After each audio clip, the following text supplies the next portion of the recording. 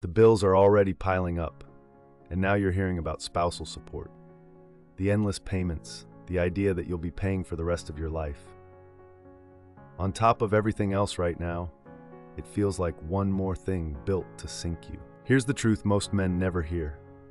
Spousal support in Ontario isn't automatic, it usually isn't forever, and it often costs less than the headline number once tax is in the picture. By the end of this, you'll know whether you even owe it, the range you'd actually pay, how long it lasts, and the tax rule that quietly cuts the cost. Start with the question that comes before any dollar figure. Do you even owe spousal support at all? Spousal support is not automatic. Earning more than your spouse does not on its own mean you pay. First, your spouse has to be entitled to it, and there are only 3 grounds for that. Let's break them down. Contractual, the two of you already agreed to it in a marriage contract or a separation agreement. Compensatory, your spouse gave up career or earning power for the family, for example, leaving work to raise your kids. Non-compensatory, your spouse simply can't meet their reasonable needs after the separation. Without one of those 3 grounds, there is no support order, full stop. A short marriage between 2 working adults with no real economic disadvantage often produces no entitlement at all. So before you panic about a number, find out whether the gate even opens. And if it does, how much? Once entitlement is on the table, the next question is how much? And this is where the guidelines come in. The Spousal Support Advisory Guidelines aren't law, but every Ontario judge and lawyer uses them. They don't spit out one exact figure. They produce a range, built from your 2 incomes and the length of the relationship. And there are 2 versions.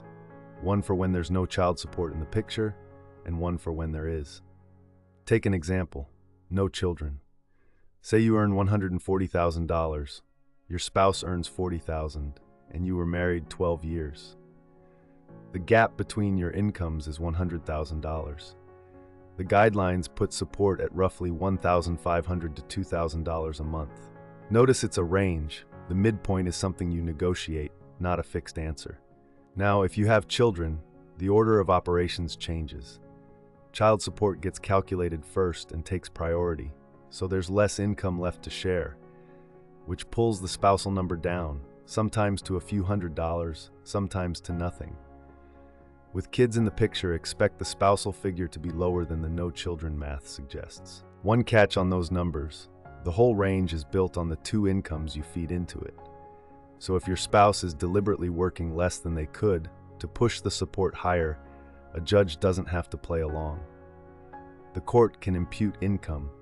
That just means using the income a person is capable of earning instead of the smaller number they actually report. And it cuts both ways.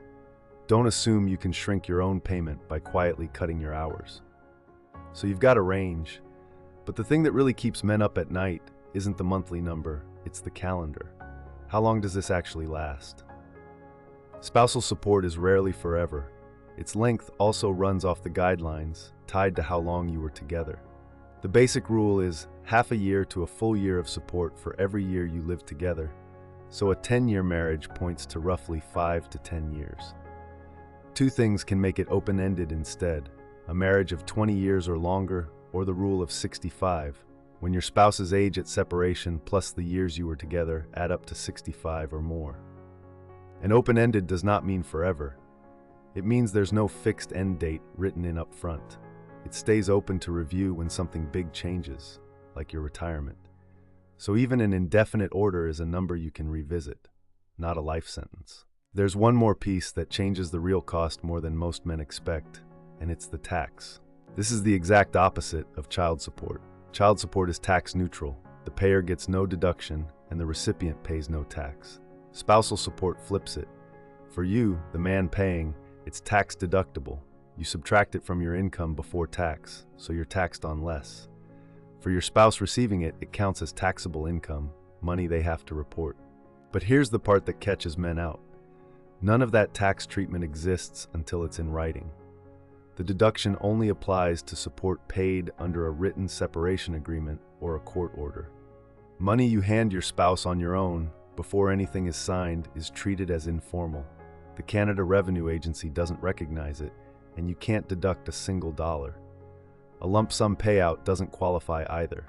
If you're going to pay, get it formalized first. Once it is formalized, that deduction is real money.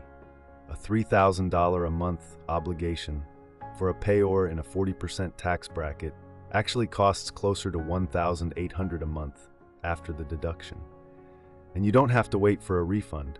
A form called the T1213 lets you take it off every paycheck. So when you sit down to budget, use that after-tax number, not the headline. Getting this one detail right can swing your real monthly cost by hundreds of dollars, and it's the piece most men miss completely.